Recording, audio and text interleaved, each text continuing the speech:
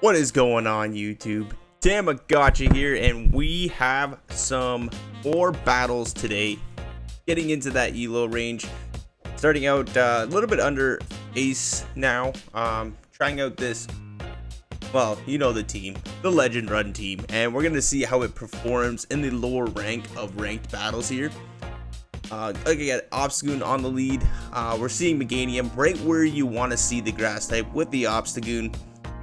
And well, we're just gonna farm up to 6 vine whips because it's 7 to the frenzy plant. We're gonna throw the night slash, see what they want to do. They no shield that, and we get the boost.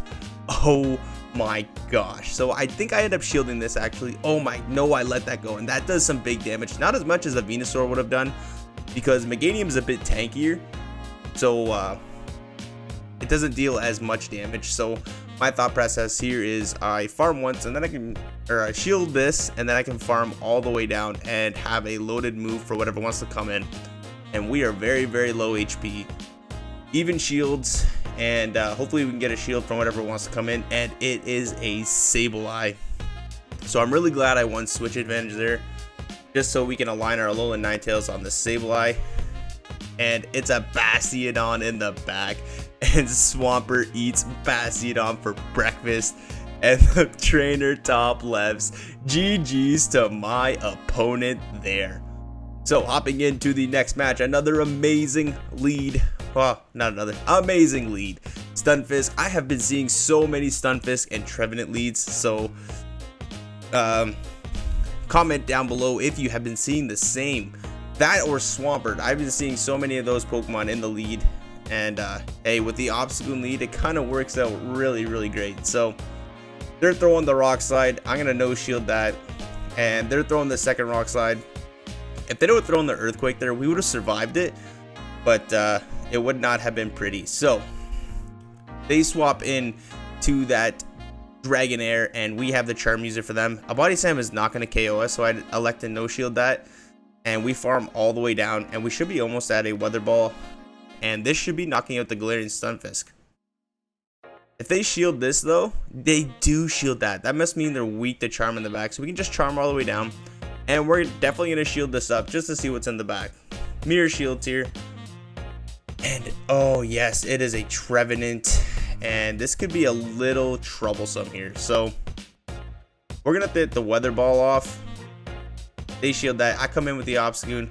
We're going to throw the Night Slash right away. This is probably going to be doing some decent damage, and I'm just hoping I can get to the next one, and we do. Left, right, good night, Trevenant. And that is a very good game to my opponent there. So hopping into the next matchup here, we have Obstagoon into the Adido Queen. Unfortunately, we cannot swap out. What I do with these matches is I play them out, and usually the Adido Queen does not shield the first Night Slash, which is perfectly fine by me, because then we can get some nice chip damage off. But unfortunately here, the Adido Queen is going to be able to outpace to the second one, and we get the boost to go.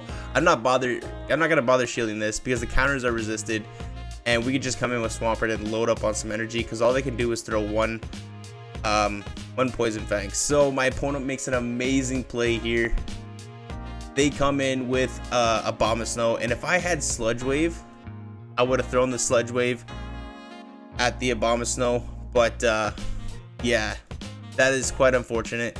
Very smart play by my opponent, because now my opponent is loaded on energy, has not used one shield, and I no shield the Weather Ball, trying to give as little farm to that Adido Queen as possible. But the issue is that they are just going to double Poison Fang us,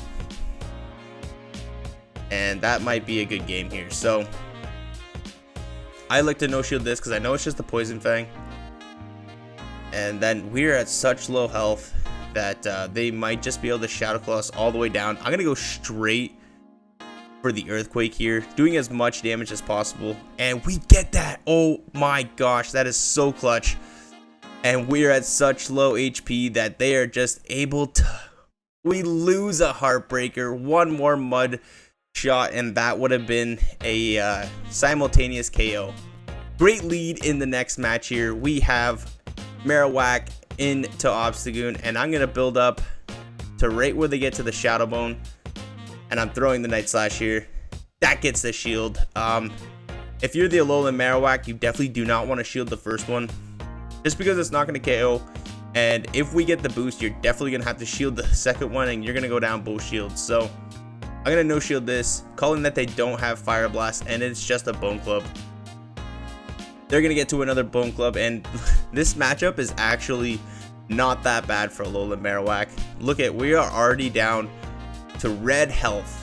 So great job by my opponent using their shields. Oh my gosh, they use bow shields, and they're gonna be able to take this matchup.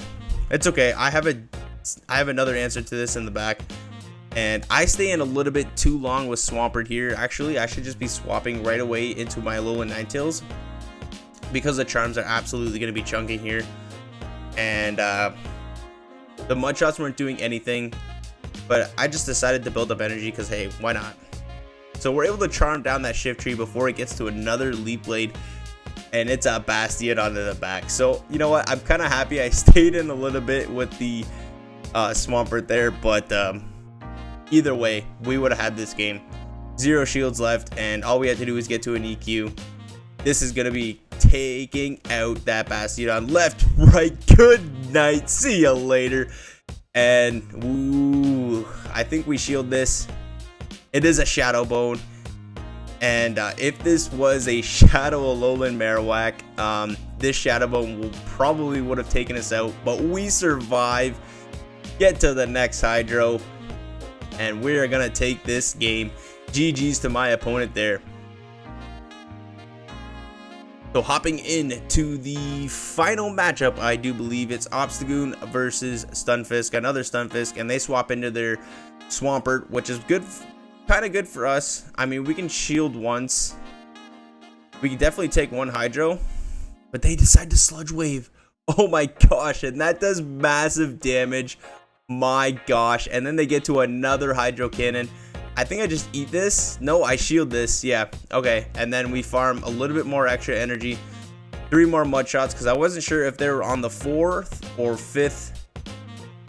4th or 5th thing for the Hydro Cannon. So they bring in a Sableye, and we get the boost to go. Oh my gosh, that was so clutch.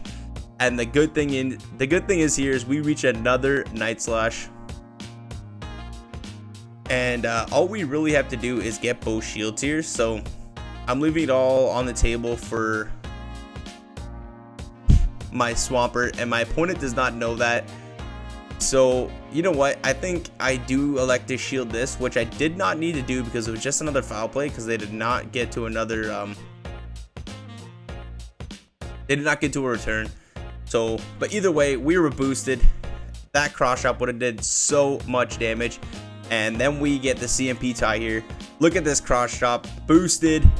That, you know, Hydro Cannon still does more. But either way, I should have saved the shields for my Swampert, but we are now just going to outpace to the Earthquake, and that is going to be a good game. Very well played to my opponent there, and that is going to be a 4-1 victory. Yeah, you know what, this, like I said, this team is, it's good. It's probably one of my favorite teams I've made, and it's a lot of fun to play with. So thank you all for watching. If you are liking the comment, please hit that like button. Comment if you want to see anything in the future. And like always, I will see everybody in the next video.